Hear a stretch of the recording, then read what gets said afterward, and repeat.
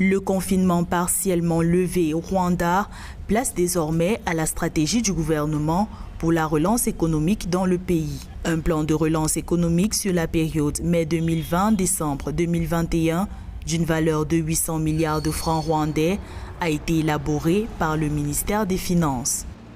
Nous voulons aborder les questions de protection sociale et d'agriculture. Nous devons améliorer la productivité et la sécurité alimentaire. Le plan de relance comprend également un fonds spécial pour servir de fonds de relance aux grandes, moyennes et petites entreprises.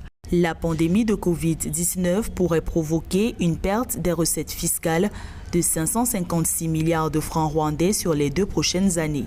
Conscient de cette perspective, le gouvernement rwandais souhaite consacrer ses dépenses à des secteurs prioritaires, la consommation, les infrastructures et la création d'emplois notamment.